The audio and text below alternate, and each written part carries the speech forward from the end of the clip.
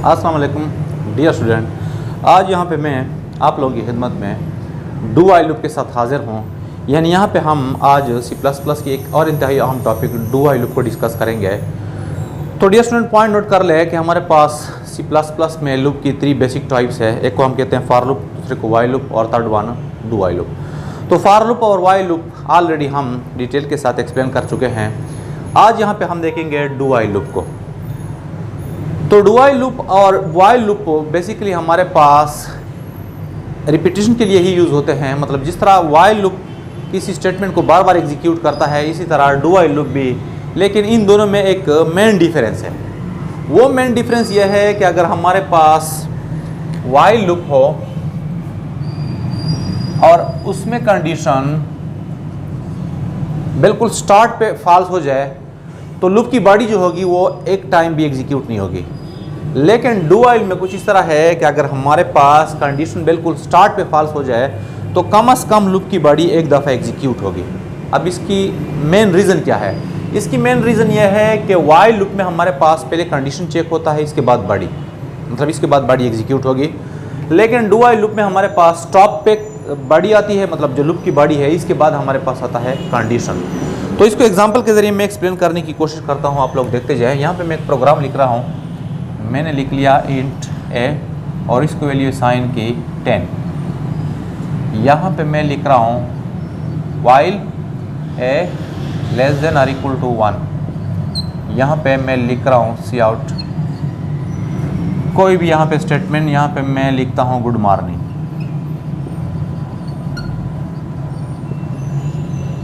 इसके बाद ए plus plus. अब इसको ज़रा देखें, यह हमारे पास है वाइल लूप। तो वाइल लूप में इनिशियलाइजेशन कंट्रोल यहाँ पे गया। तो कंट्रोल जब यहाँ पे गया तो फर्स्ट ऑफ ऑल ये चेक होगा। तो देखें ए में कितनी वैल्यू है 10। तो 10 लेस देन और इक्वल टू 1, 10 लेस देन और इक्वल टू 1 का मतलब है फॉल्स।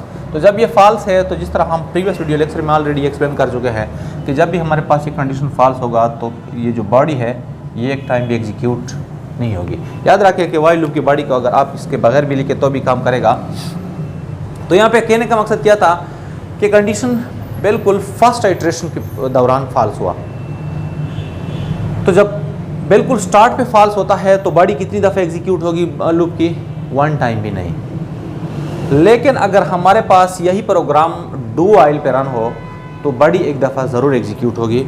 तो डू वाइल में किस तरह होगा देखते जाएं। यहाँ पे मैं लिखता हूँ int a is equal to 10। यहाँ पे हम डायरेक्टली लिखेंगे डू और इसके बाद यहाँ पे हम लिखेंगे सी आउट इस तरह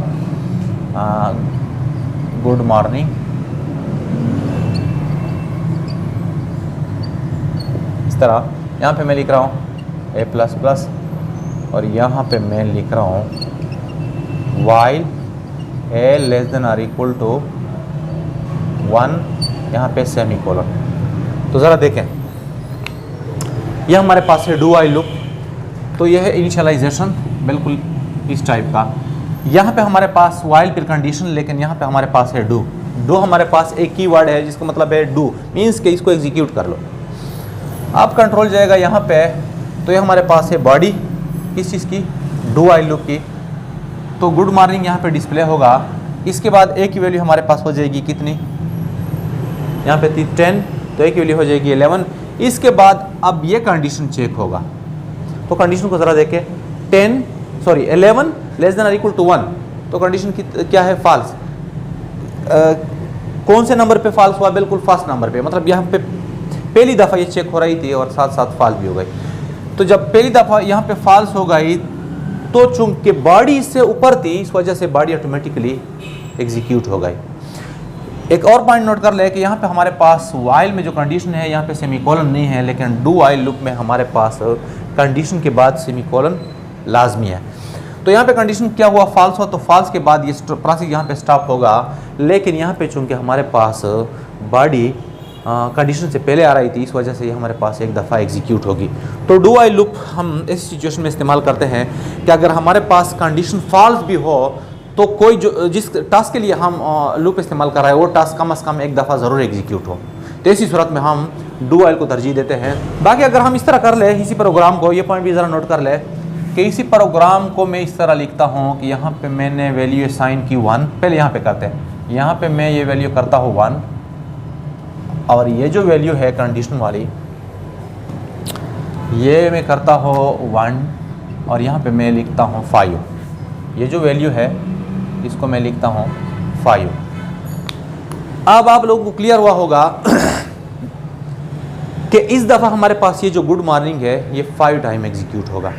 किस तरह देखते जाएं, यहाँ पे 1 देखें, इनिशियलाइजेशन के बाद कंट्रोल यहाँ पे आता है तो 1 लेस देन और इक्वल टू 5, तो 1 लेस देन और इक्वल टू 5 की मदद से हमारे पास ट्रू, तो स्टेटमेंट एग्जीक्यूट, इसके बाद इसकी वैल्यू हो जाएगी 2 के बाद दोबारा कंडीशन चेक हुआ 2 लेस देन और इक्वल टू 5, अगेन ट्रू है दोबारा, इसके बाद 3 लेस देन और इक्वल टू 5, अगेन ट्रू है, ये वाले स्टेटमेंट थर्ड टाइम एग्जीक्यूट होगा।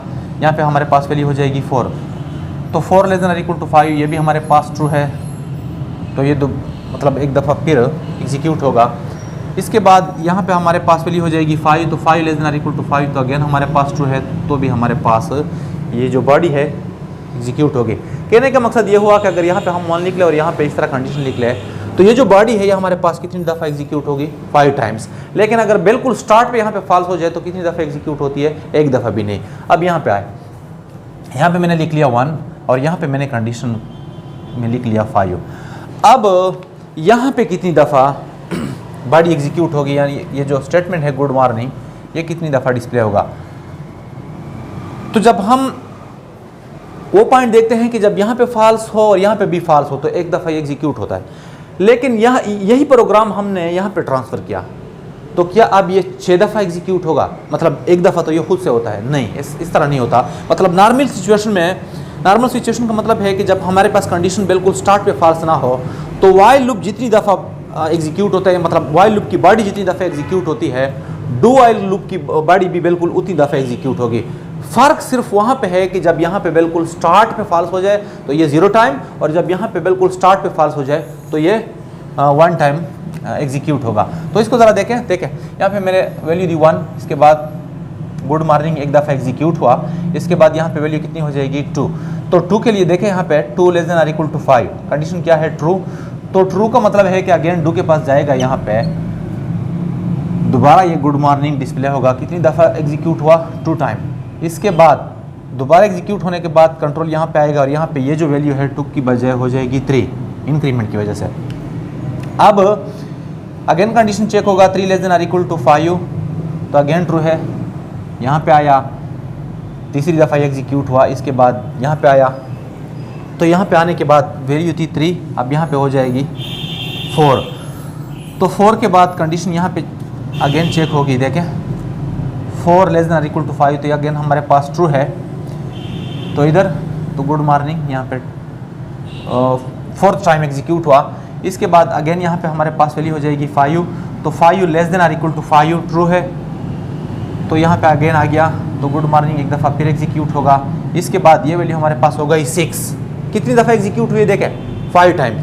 इसके बाद यहाँ पे 6, तो 6 लेस देन और इक्वल टू 5, तो यहाँ पे हमारे पास है फॉल्स, तो फॉल्स होने की सूरत में वो वहाँ पे नहीं जाएगा, बल्कि अगर इसके बाद वाला स्टेटमेंट हो तो एग्जीक्यूट होगा, मीन्स कि लूप की बॉडी अब एग्जीक्यूट नहीं होगी। तो कहने का मकसद ये था कि अगर हमारे पास एक प्रोग्राम हो और वो हम वाइल लूप में लिखे और वाइल लूप में वो प्रोग्राम या वो स्टेटमेंट 5 टाइम एग्जीक्यूट हो रहा हो और वही प्रोग्राम हम डू वाइल में लिखे तो वहाँ पे भी हमारे पास 5 टाइम्स ही होगा। लेकिन फ़र्क कहाँ पे होता है, जब यहाँ पे बिल्कुल स्टार्ट पे फॉल्स आता है तो एक दफ़ा भी एग्जीक्यूट नहीं होगा, लेकिन जब यहाँ पे स्टार्ट पे फॉल्स होता है तो एक दफ़ा एग्जीक्यूट होगा। अब फाइनल यहाँ पे हम डू वाइल लूप की फ्लो चार्ट को देखते हैं। तो फ्लो चार्ट में किस तरह होता है, first of all body of the loop execute होगी, बॉडी ऑफ डू लूप। इसके बाद बॉडी एग्जीक्यूट होने के बाद क्या होता है, कंडीशन चेक होता है यहाँ पे। तो अगर हमारे पास कंडीशन ट्रू रहे तो अगेन क्या होता है, यहाँ पे हमारे पास ये जो बॉडी है ये अगेन एग्जीक्यूट होगी, यहाँ पे हम लिख सकते हैं डू। लेकिन अगर यहाँ पे हमारे पास कंडीशन फॉल्स हो जाए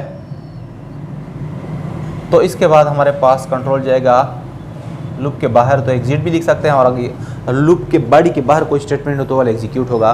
तो यहाँ पे देखें first of all do, control यहाँ से आ रहा है, फर्स्ट ऑफ ऑल डू मतलब body of the loop, body of do while loop execute होगी। इसके बाद अगर यहाँ पे हम लिख लें इंक्रीमेंट या डिक्रीमेंट तो भी पॉसिबल है, इंक्रीमेंट डिक्रीमेंट। इसके बाद अगेन कंडीशन चेक होगा, अगर कंडीशन ट्रू हो जाए, अगर कंडीशन ट्रू हो जाए तो अगेन कंट्रोल कहाँ पे जाता है, डू के पास, और दोबारा बॉडी एग्जीक्यूट होगी एंड सो ऑन। लेकिन जब हमारे पास कंडीशन फॉल्स होता है तो उसके बाद वाला लूप के बाद वाला जो स्टेटमेंट होगा वो एग्जीक्यूट होगा। लेकिन अगर उसके बाद कोई स्टेटमेंट ना हो तो डायरेक्टली प्रोग्राम क्या हो जाएगा, एग्जिट। तो डियर स्टूडेंट, ये था हमारे पास आज का टॉपिक कि डू वाइल और वाइल लूप में क्या मेन डिफरेंस है। तो उम्मीद है आप लोगों को क्लियर हुआ होगा।